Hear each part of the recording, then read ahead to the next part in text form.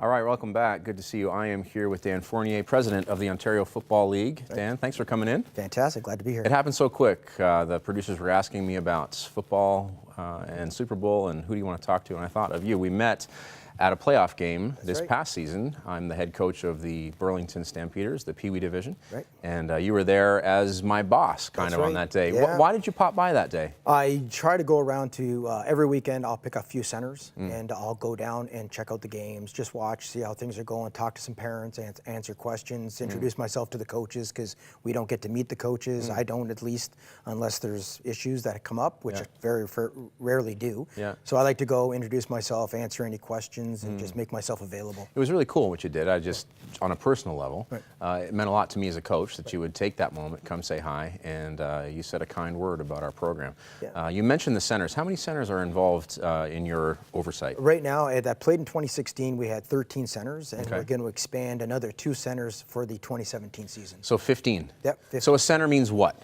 A town, a city. So, for example, Burlington Minor Football, that would be a center. Hamilton, we have Mississauga, Oakville, Kitchener, Waterloo, Cambridge, Guelph. Now, in the OFL, for people who are watching who have no idea what age groups can kind of fit into youth football in Ontario, what are the age groups that are represented? So we offer minor football, which is ages 7 through 14. Okay. So, yeah, so we have the little kids, and then we get up to almost high school age kids. So you have Tykes are what, 7 and 8? 7, 8. Adams are 9 and 10? Yep.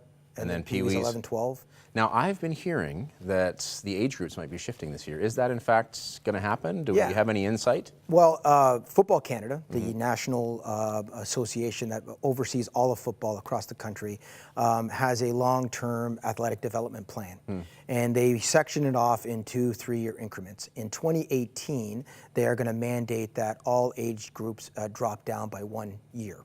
Oh, okay. The OFL is trying to be a little bit proactive in that, and at our AGM, our general meeting this year, we'll be asking our membership to change the age groups a year early. Okay, so that means my Pee Wee team from last year, so a team full of 11 and 12-year-olds, will now become a Bantam team this year? Well, no, the age groups will just drop down by 1 year. Okay. So Bantam will be 12, 13. Ah. Pee Wee will now become 10 and 11. Oh, interesting. Now, how many kids are going to be playing this year? You said 15 centers. That represents how many kids? Well, we'll have this year registered. We had over 2,000, 2,100. 2,000 kids. So the knock on youth football is it's dangerous and the numbers are dropping. So let's talk about that. Are the numbers dropping, or have they dropped? Are you beginning to see a rebound? Yeah, they kind of bottomed out about 4 or 5 years ago. The whole concussion stuff that came out with the NFL, the CFL, and other sports, and in particular football has taken a bigger role in that, just because we're a collision sport. I mean, everything is done on actual physical contact between 2 players.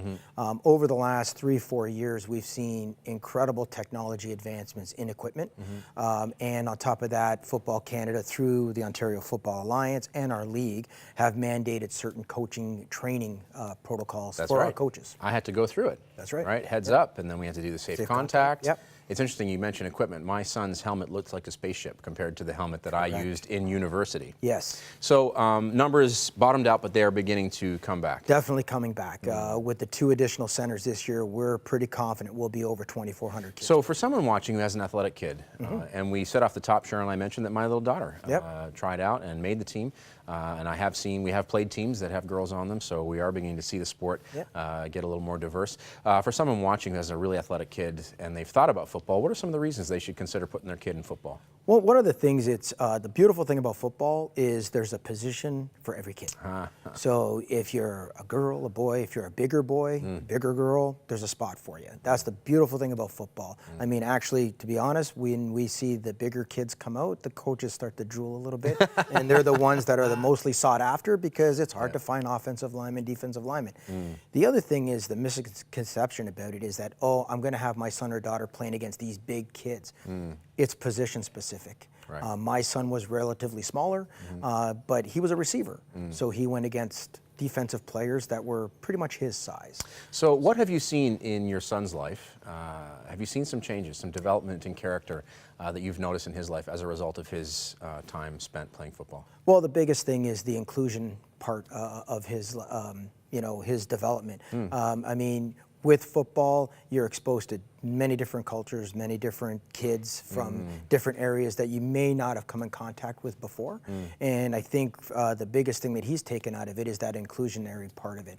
I mean, the thing I see now, he's 21 years old, he's in college now, so when he's interacting with other people, that, you know, religion, schooling, it's irrelevant. It's like he just gets to meet people, and that, I think, is what's come from football. When you have such a big team, you end up, you know, that cross, you know, the meeting the different kids. Absolutely. Is really what's helps. It's been said that football is the ultimate team sport, and 100%. one of my experience as a coach has been that aspect of a team, you know, cohering. Yeah. It starts out with a bunch of individuals, and then it becomes something over time. What's one of the most exciting things you've seen in the OFL in the last couple of years? Something that's really encouraged you about the future of football in Ontario and really Canada-wide? Well, the biggest thing that has changed, especially over the last 3 years, is that like-minded people now are coming together, and they're coming and volunteering their time, and they're bringing their expertise from either their private lives or their business life and bringing it to football.